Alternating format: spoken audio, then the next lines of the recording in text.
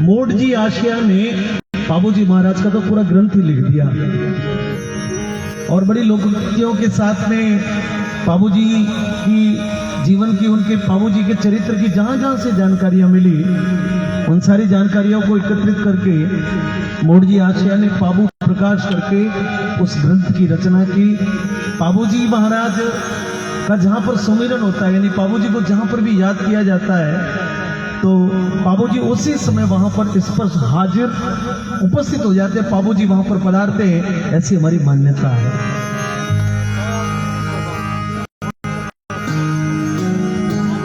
राठौड़ कुल का जो मूल पुरुष है, राठौड़ कुल जो प्रारंभ हुआ राजस्थान में, उनके मूल पुरुष का जो नाम है वो राव सिंहाजी है, जो दक्षिण भारत से और बाद में मध्य भारत से करते करते राजस्थान में पुष्कर जी में दर्शन के लिए आते थे। राव सिंहाजी के पुत्र हुए राव आस्थान, जिन्होंने पहले अपने पाली अपनी राजधानी बनाया और कुछ समय बाद में उन्होंने खेड़ में अपनी राजधानी को स्थापित किया। राव आस्थान के राव दांदल हुए और राव दांदल के दूसरे पुत्र के रूप में बाबूजी महाराज का जन्म हुआ।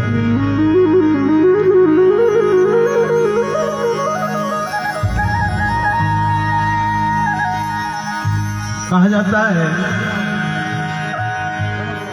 कि राव दांदल की जो पहली पत्नी है उनका नाम कमला दे रानी है और उस रानी से राव दांदल को एक पुत्र और एक पुत्री प्राप्त हुई। पुत्र का नाम बूढ़ो जी है, पुत्री जो है वो पेमल है। परंतु राव दांदल जब एक बार गुजरात में पाटन तक उनका राज था और जब एक दिन सरोवर के किनारे जब वो घूम रहे थे तो अचानक देखा कि आसमान से एक रथ उतरा। उस रथ से कुछ इंद्रलोक की अप्सराएं उतरी, उस तालाब में स्नान करके और वापस उस रथ में बैठी और वो रथ वापस उड़ गया। राव दांदल इस क्रम को देखने के लिए दूसरे दिन भी गए तो दूसरे दिन भी वही घटना हुई। ऐसे करते करते बहुत दिन हो गए। राव दांदल तालाब के किनारे माथे खड़ा होकर वो सारो दृश्य देखे और उन अप्सराओं में एक अप्सरा पर राव दांदल बड़ा मोहित हो गया।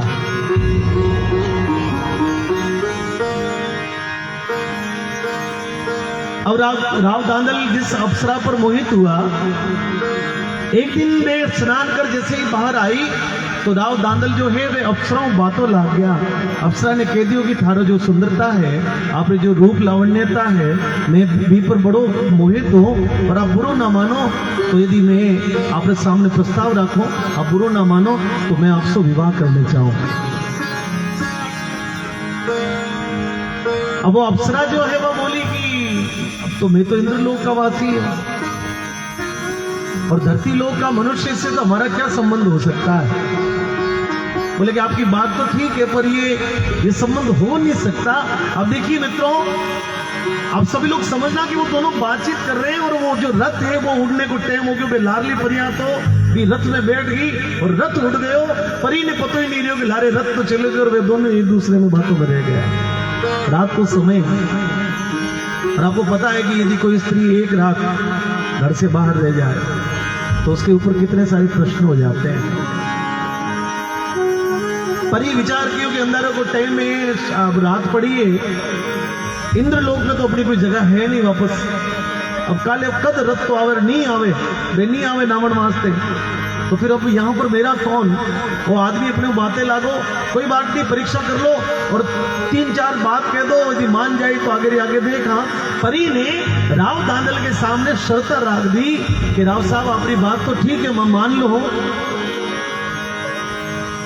पर हमारी ये 3 शर्तें हैं। बोले हुक्म कराओ। बोले पहली शर्त कि आप यदि मारे से विवाह करो तो मने आपने पूरी नगरी रे बाहर एक खंबा को मेल चुना कर देना पड़ेगा। दुनिया के लोगों ने पता नहीं लागना चाहिए, पर गांव पार दूर वीरान जगह पर एक खंबियो मेल, रास्ता एक होगा, आने जाने का मार्ग एक होगा।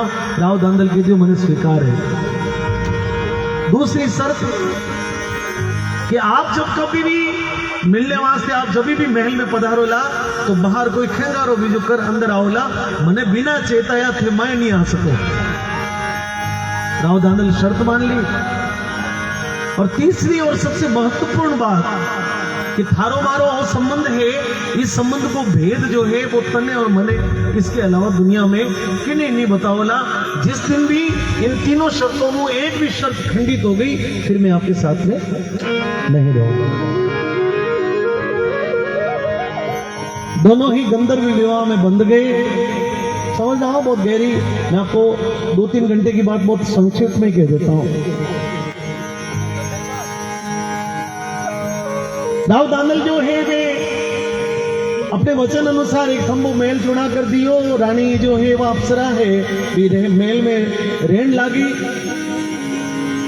सिंजारो जो टाइम है वो सिंजारो राव में दांदल अपने महल से निकले, परी से मिलने वास्ते जावे, और सुबह जो झांझर का पाछा बावड़ जावे। और ये क्रम चलता रहा और समय क्रम और घटना समय के अनुसार बीतती गई। और मित्रों एक दिन उस परी के गर्भ से, उस अप्सरा के कोख से एक बालक का जन्म हुआ और बालक को नाम रखा जो पाबूजी राठौर।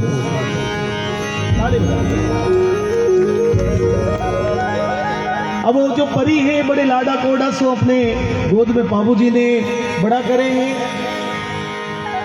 राव दांदल जो है वे कदे कदे मिलने वास्ते आवे हैं और समय जो है वो अपनी चक्कर से, अपनी गति से चल रहा है। घणो टाइम जब बीत गयो तो एक दिन राव दांदल के मन में थोड़ी सी कुब्जा आ गई।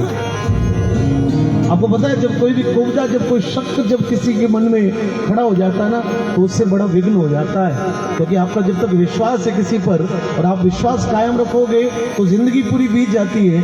और जिस दिन भी आपको भरोसा यदि डगमगा गए हो तो उसके बाद में उस रिश्ते का क्या होगा, तो उसमें कड़वाहट पैदा हो जाती है। अब आप दो बातें एक साथ में हुई कि राव दांदल जी की जो पूर्व पत्नी है, मेरे मन में एक सवाल खड़ो हो गया।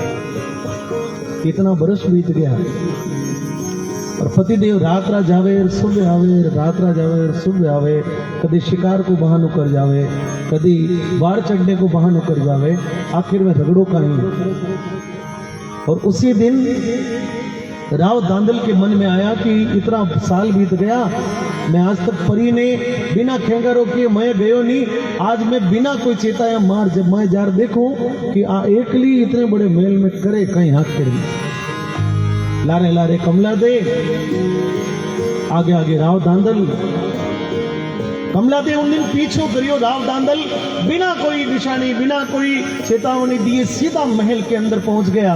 और मित्रों आगे जाकर देखे तो वह जो परी है, वह परी सिंगड़ी रूप को रूप धारण करके बाबूजी ने स्तनपान करवा रही है, बाबूजी ने दूध पिला रही है। और राव दांदल जब जैसे आगे कदम रखियो, अप्सरा बटू रोक दियो, बोले कि रुक जाओ, थारो मारो कॉल आज पूरो हुओ, अब मैं आपके साथ में नहीं रह सकती। लो आपरी औलाद आप संभालो, मने मारे निज नाम जानो पड़ेगा। उसी समय वो जो पीछे पूर्व पत्नी वह भी बैठे पहुंच गई। अब वो पत्नी जो है वो पीछे खड़ा खड़ा सारा नजारा और दोनों की वार्तालाप सुन रही। उस पत्नी को पता चला कि ओहो तो इतना सालों और रगड़ो चल रही हो,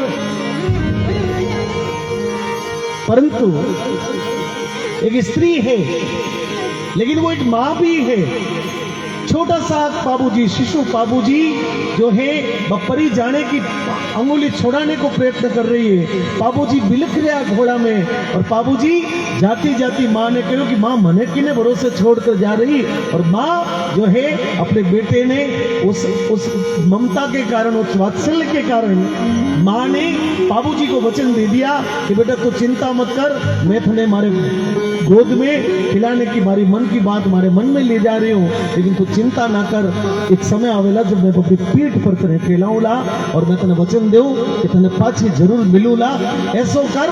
परी तो अलोप हो गई और छोटो सो बाबू जो है वो आंगने में बिलक तो पालड़ा में रो रहे हुए, और जो कमला दे है मेरे मन में ममता जाग उठी कि वो बालक जो है वो शायद भगवान मारे गोद में भेजो है। और कमला दे ने बाबू जी ने अपने दूसरे बेटे के रूप में अपना स्वीकार कर लियो, और अब 2 बेटा है, बूढ़ो जी मोटा है, बाबू जी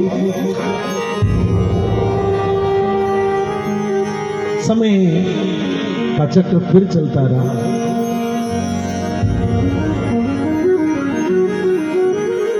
करते करते बाबूजी मोटियार हो गया, कद काठी, कड़ियल मूछा का धनी, और जोत जवान जब बाबूजी 1 मिनट चाय भाई साहब थोड़ी देर रुक जाओ ना, थोड़ा 5 मिनट बीच में फिर क्या है कि ध्यान खंडित हो जाता है, 5 मिनट रुक जाओ उसको छोड़ दो।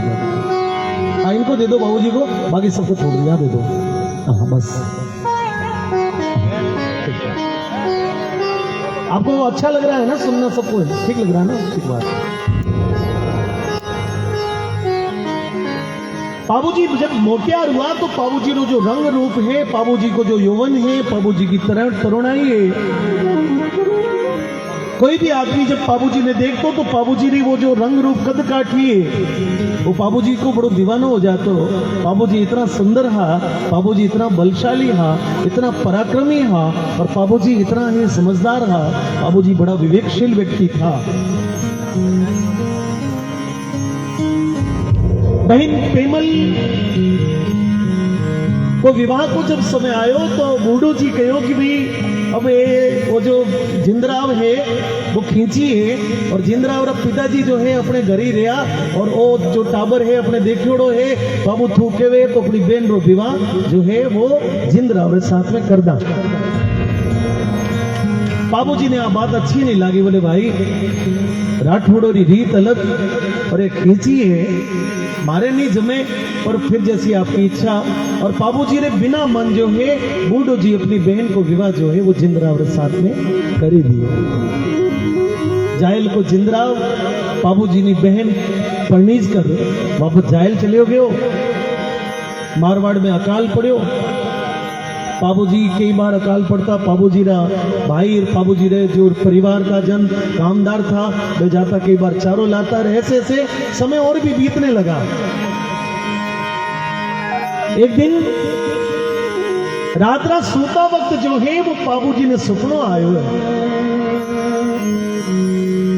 और सपना में बाबूजी की जो माँ है माँ बाबूजी ने सपना में आर कहो कि बाबू मैं तुने वचन दियो हो कि मैं तुने जरूर मिलूला, और मैं जो है वो थारे ही गांव में थारे गायों रे बाड़ा में जो घोड़ो रो पाएगो है उन जगह पर मैं आई हूँ। ये बाबू तू आ, मैं तो मिलनी चाहूँ, मैं तुम्हें देखनी चाहूँ।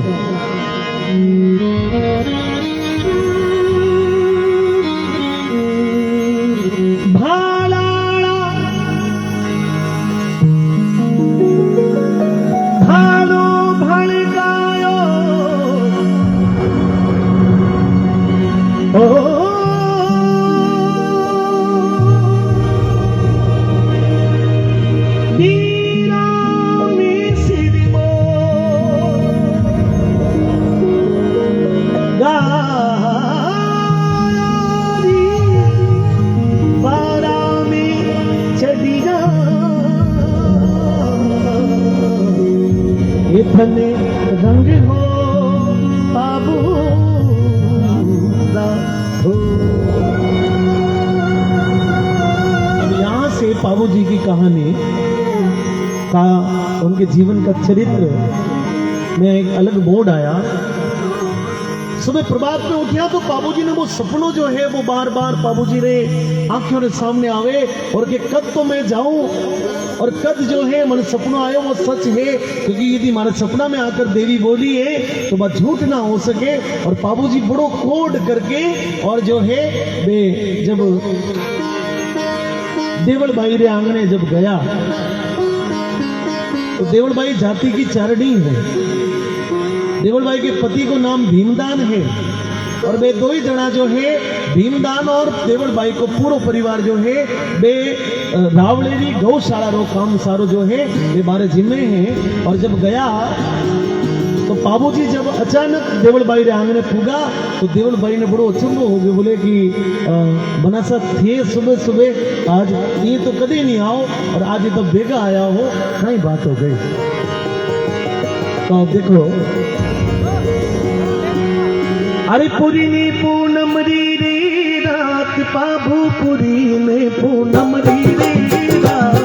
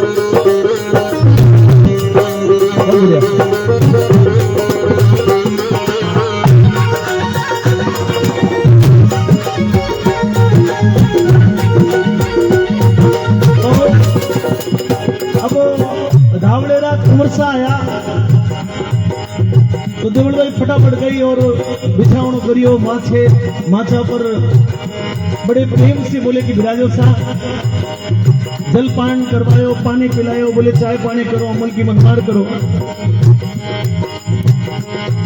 हाँ मोहन भाई मनवार करो। पर देवलबाई के मन में तो प्रश्न है कि सुबह सुबह हाकड़ा एड़ो बाकोटे को टाइम, अरे बाबूजी जो है मारे आंगने किकड़ आया।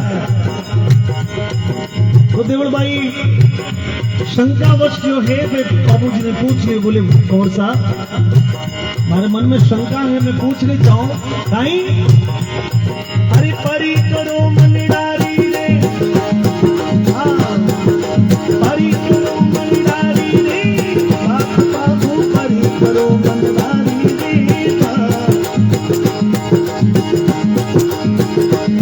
हे परी करो मन डारी रे, बाबू परी करो मन डारी रे,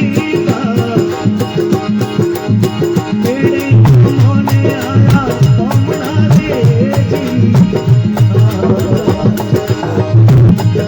काई करो मन डारी रे, बाबू काई करो मन डारी रे, अरे फिरने के होने कोड़े सामने रे जी। अब बाबूजी यूं तो की करके वे सुनिएगा, बहुत ध्यान से सुनना सभी लोग। एक मिनट, 2 मिनट। कि बाबूजी ने वो रात को सपनों आयो, पता नहीं सच्चो झूठो, और बाबूजी यूं तो की करके वे कि बने रात को जो है हमारी माँ सपने में आई और माँ घोड़ी के रूप में जन्मी है और थारे आंगने उभी है। बाबूजी देखे किसी बात कर दी तो झूठो पड़ जाऊं। परी करो मनडारी रे बात पाबो, परी करो मनडारी बात। और केड़े कामों ने आया थे पौना किकर आया। बाबूजी बड़ो मुंह उतार कर थोड़ो मुंह ढीलो करके बोलिया कि कहीं करो देवल भाई, किन्ने क्यों और कौन सांभले। देवल भाई बोले कि मारे आंगने आया हो तो हमें तो मनीष कहनो है, बाकी किन्ने कहनो तो बटे जाता, आया मारे थे हो तो किन काम आया वो तो कहना ही पड़ेगा। तो बाबूजी ने कह ही दिया कहीं हरी घोड़ा को नी पायो मोरे माय देवल भाई, घोड़ा को नी पायो मोरे माय, घोड़ा को नी पायो मोरे माय देवल भाई, घोड़ा को नी पायो मोरे माय। घोड़ी तो तेरा मुकेश्वर, घोड़ी तो तेरा मुकेश्वर काली देवी।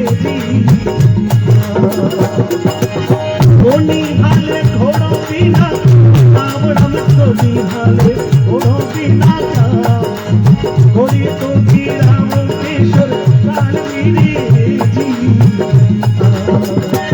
अब कारवी को नाम लेती देवल बाई के पगों जमीन निकल गई, क्योंकि कुछ समय पूर्व वह कालवी घोड़ी जो है वे देवल बाई बाबूजी रा बहनों जिंदरा उन्हें देने रो वचन कर दी। और देवल बाई बड़ी समझदार स्त्री थी, उसको पता था कि ये घोड़े वास्ते जो है वो मिनट मरे जी तो कड़ो हो जाएगी, क्योंकि यदि बहनोई ने दे दी और साड़ो ले गयो तो ये साड़ा बहनोई रो बेर जो है वो पहला तो है ही है, और बेर यदि ये विघ्न का जो मूल है उसके जड़ में जो है वो मैं आ जाऊंगी। मित्रों जो देवी है वो झगड़े से दूर है।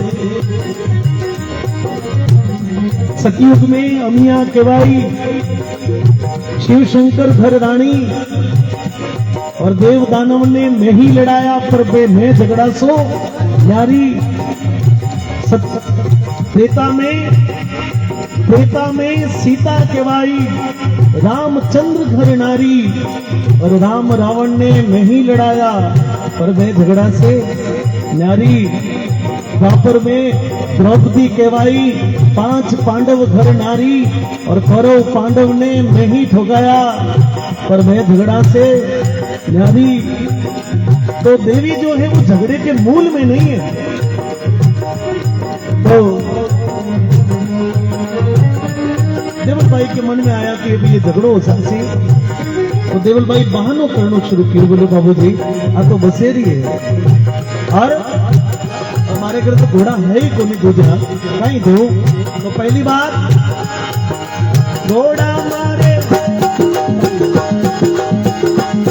हरी घोड़ा मारे घोटा बाबू घोड़ा मारे घोटा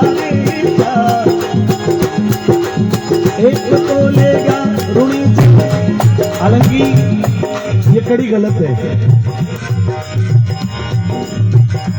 अब जैसे हमारे पुराने लोगों ने गा दी लेकिन अब कड़ी गलत क्यों है, क्योंकि बाबूजी और रामदेव जी महाराज के बीच में लगभग 200 सवा 200 सालों का अंतर है। बाबूजी रामदेव जी से 200-250 वर्ष पहले हुए, लेकिन अब जो कंथनी करता है तो कंथनी में कई बातें उन लोग देवी देवताओं को जोड़ के कही जाती है। रावण मालदेव जी का विषय भी इसमें आया है, भोज बगड़ावत का भी विषय इसमें आया है, लेकिन ये समकालीन है। बगड़ावत जो है वो समकालीन है, रावण मालदेव जी समकालीन है, लेकिन रामदेव जी जो महाराज है वो तो बहुत बाद में हुए। घोड़ा मारी होतारी प्यार बाबू घोड़ा मारे होतारे एक तो यार नीचे राम तेरी जी तारी घोड़ा रे नारी तीन बाबू नारे घोड़ा रे गारी दो जोड़ो ले प्यारे रावण मान की रोटी तारे घोड़ा रे गारी दो बाबू नारे घोड़ा रे गारे जोड़ो ले प्यारे भोजा अरे ती जोड़ो ले जोड़े भोजो पागड़ो रे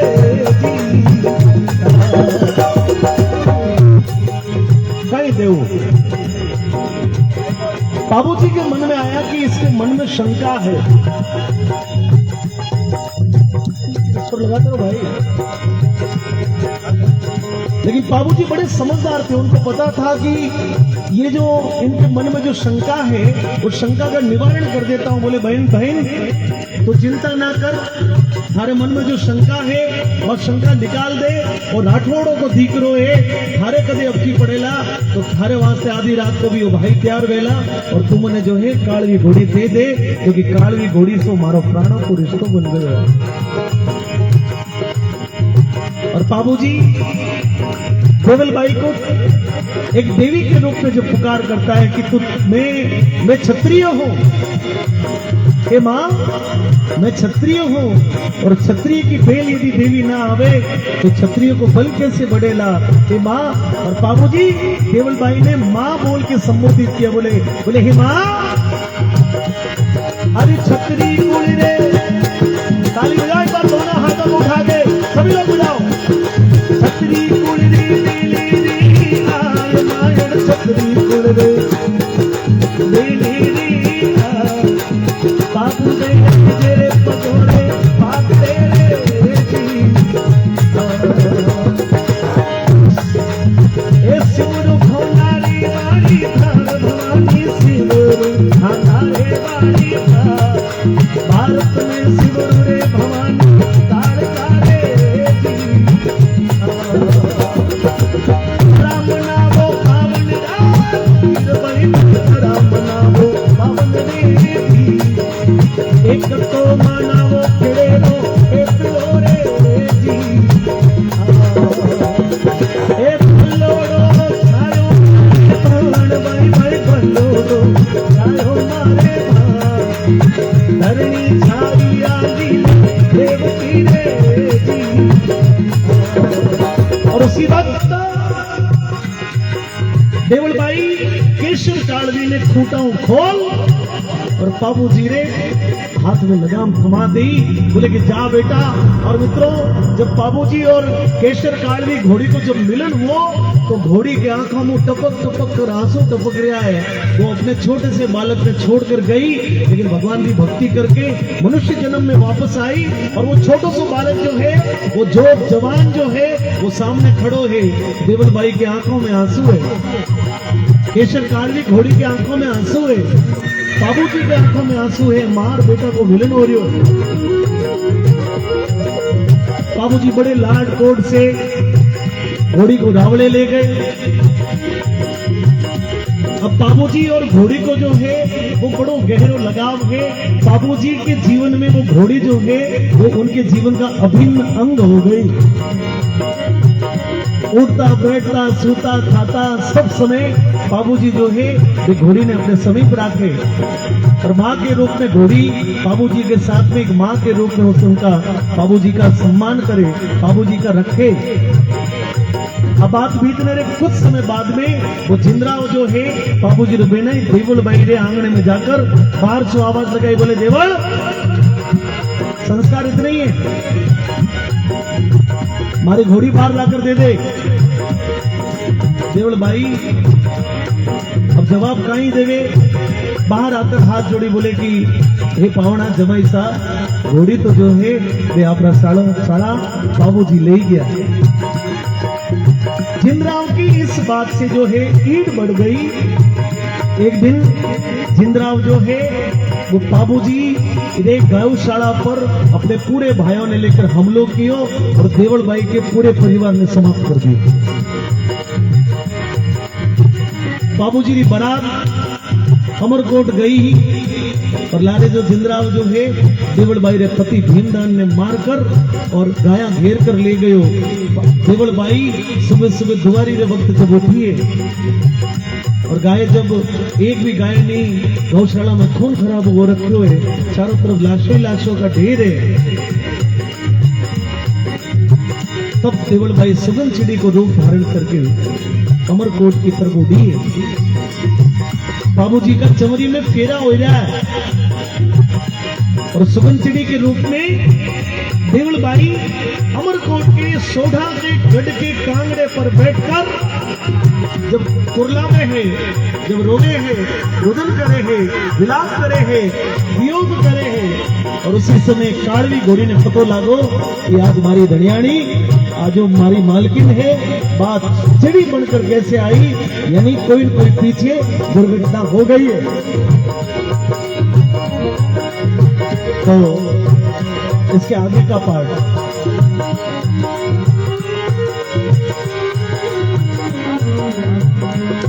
अरे काड़वी का घेरी रे,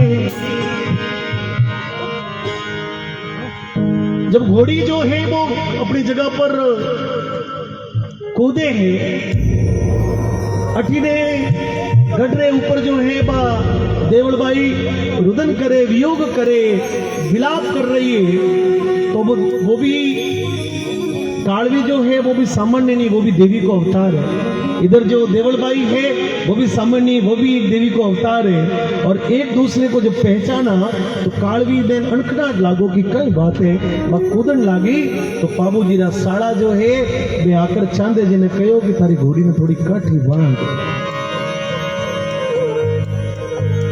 थारी घोड़ी कूदे मारे ठाकरा रो आंगनो कूदे। अब चांदो जी जो है वे जाति का भील है। डेमो जी और चांदो जी बाबू जी के जीवन के सबसे अभिन्न मित्र है। देखिए बाबू जी जो है वो कितने सामाजिक समरसता को स्थापित करने वाले हैं कि उनके मित्र जो हैं वो भील भी हैं, उनके मित्र जो हैं वो चारण भी हैं, उनके मित्र जो हैं वो राजपूत भी है, सभी को साथ में। उनके खास जो सेवक है वो देवासी भी है। अड़मल देवासी जो है वो बाबू जी के सबसे करीबी सेवक हैं।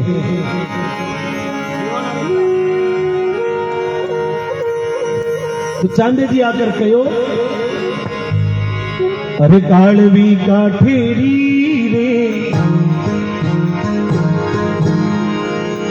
राख चौंदा काड़वी का ठेरी रे रा, आंगड़ो बोले मर हरदी का सिरोरे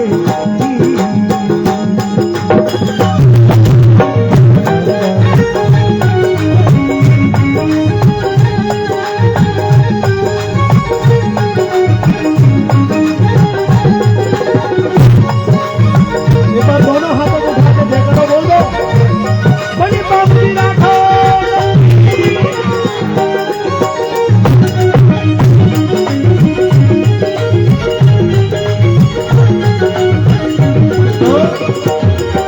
अरे कोनी है घोड़ी रो रे, दोष मारे कोनी है घोड़ी रो रे,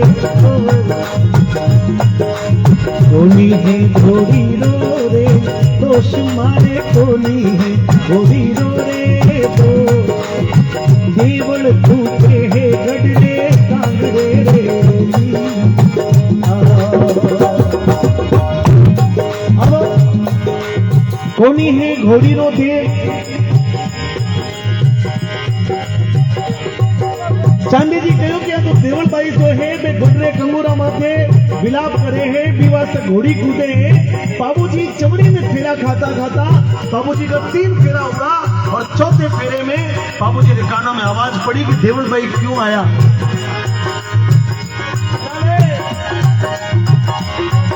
अरे तीजो फेरो चमड़िया रे माए बाबू रो, तीजो फेरो, तीजो फेरो चमड़िया रे माए बाबू रो, तीजो फेरो चमड़िया रे माए, ये चौथोड़ा फेरा में पल्लो,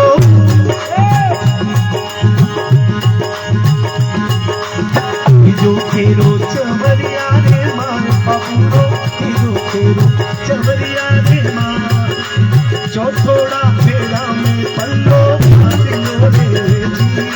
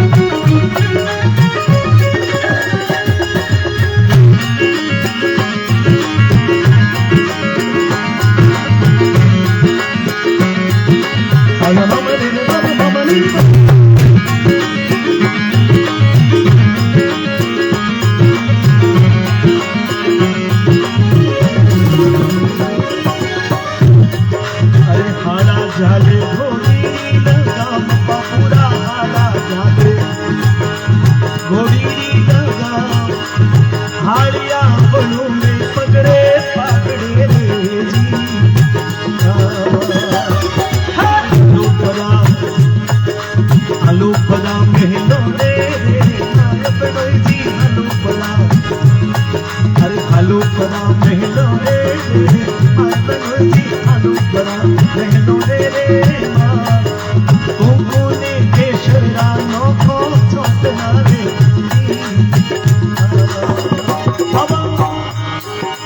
देखो ये हम लोग हिंदू लोग बैठे हैं अपने राजस्थान में, आठों राजस्थान में 4 फेरावे,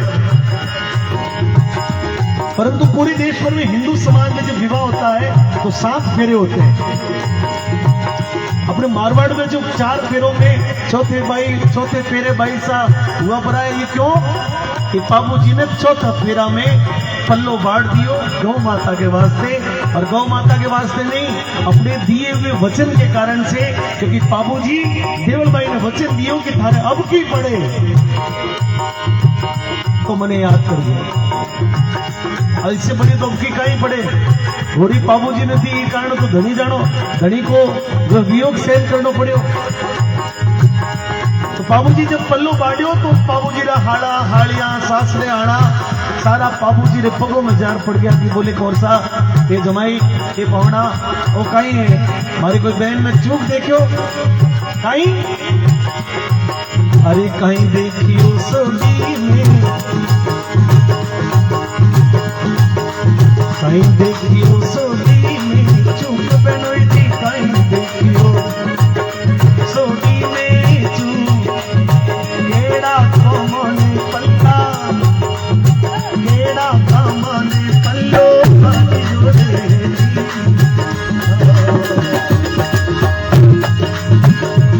लेकिन बाबूजी वचन में बंदोड़ा हाथ, रघुकुल रीत सदा चली आई, प्राण जाई पर वचन ना जाई। आज 900 साल बाद में भी यदि बाबूजी को नाम अमर है तो कारण क्या है? मैंने तो बीटे में बड़े गणे हुआ है,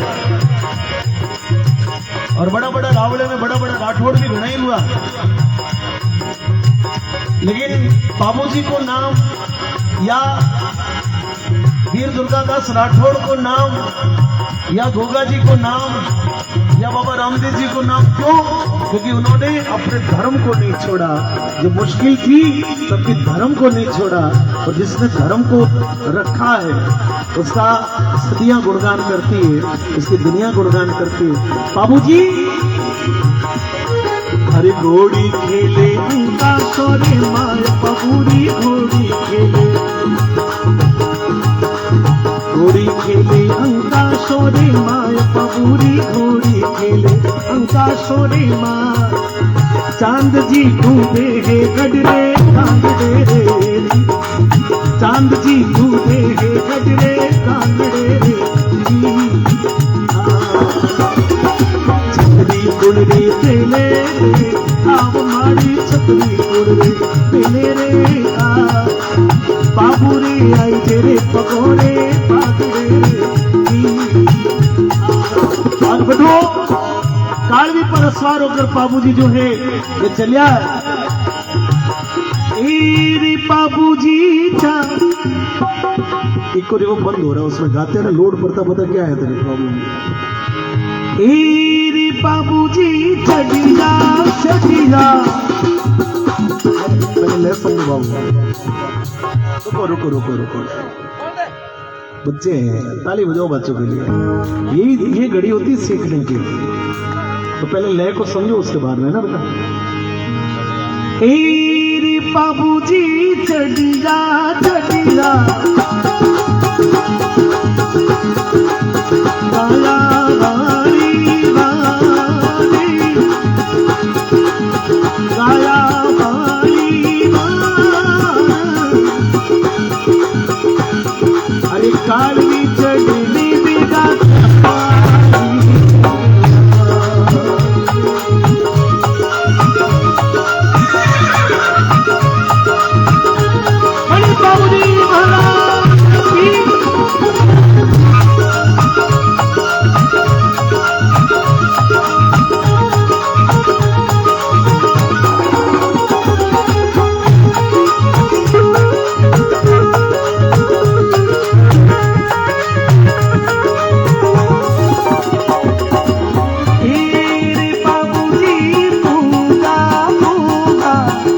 हिमाड़ा रे माय, अरे हिमाड़ा रे माई, जाए खींचने हेलो मारी।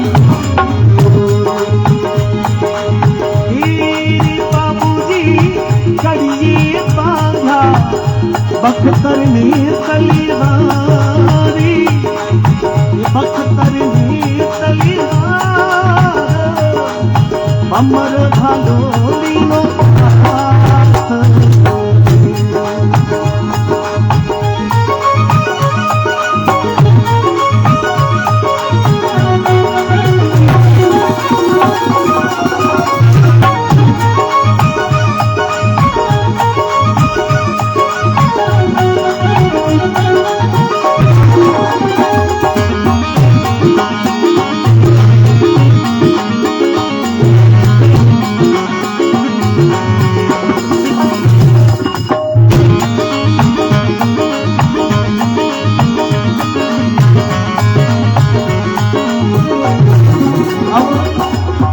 बाबूजी जब गांव पुगा तो बाबूजी ने मां ने बात को पतो हो। बाबूजी ने युवक नहीं भाई क्या प्रॉब्लम पता कि बाबू जो है वो अपने बहनों पर बड़ो नाराज है और यूं नहीं कि रीस रीस में बहनों को बातों बांट दे।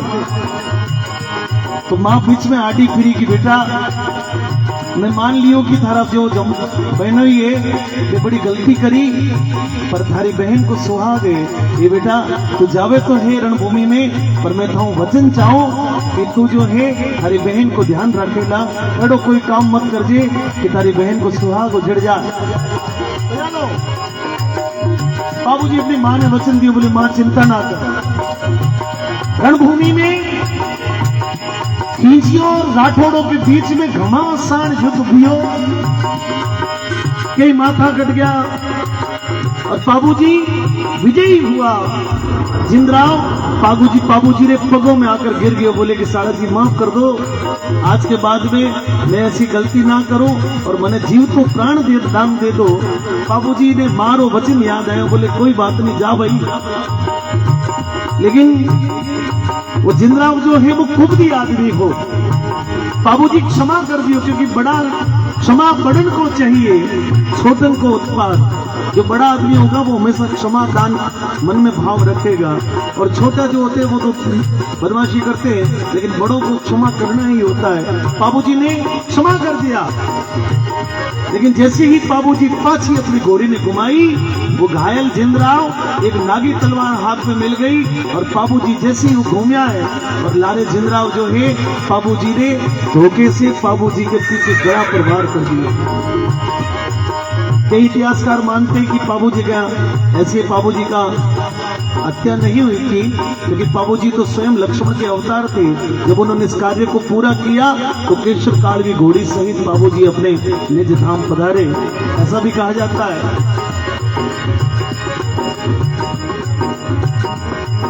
पीछे बूढ़ो जी ने पतो लागो तो बूढ़ो जी आया तो जिंदराव बूढ़ो जी ने भी मार दिया।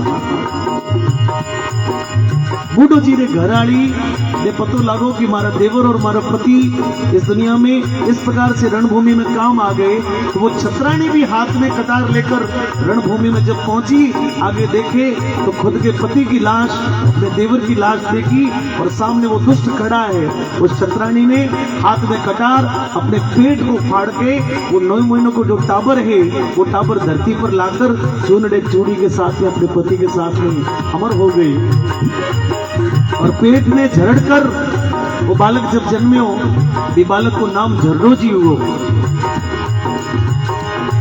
और झरड़ो जी जब बचपन बीतो तो झरड़ो जी ने प्रतिज्ञा की कि हमारा जो परिवार, मेरे वंश को जिसने समाप्त किया है, जब तक वीरों माथो नहीं बांट दो तब तक ये संकल्प है। झरड़ो जी मोटियार होकर, उनके जीवन का सिर्फ एक संकल्प था और मोटा होकर जिंदराव खिंची को माथो बांट अपने परिवार की हत्या को बदलो लियो। और उसके बाद में वे झरड़ो जी महाराज जो है वे नाथ संप्रदाय में भक्ति में लाग गया और वही झरड़ो जी जो है वे रूपनाथ जी महाराज के रूप में दुनिया में संत महापुरुष के रूप में पूजित हो गया। और बाबूजी और रूपनाथ जी महाराज दोनों का मंदिर जो है आप बना रहे हो। मैंने इस अपनी पूरी भूमिका के साथ में इस रचना को प्रस्तुत किया है। और अंत में ए बीरा मारा बाबूजी रो, ए बीरा मारा प्रॉब्लम है, ए बीरा मारा बाबूजी रो, जग में हमारे नाम, जग में हमारे नाम, मेरा थोड़ी निभूगी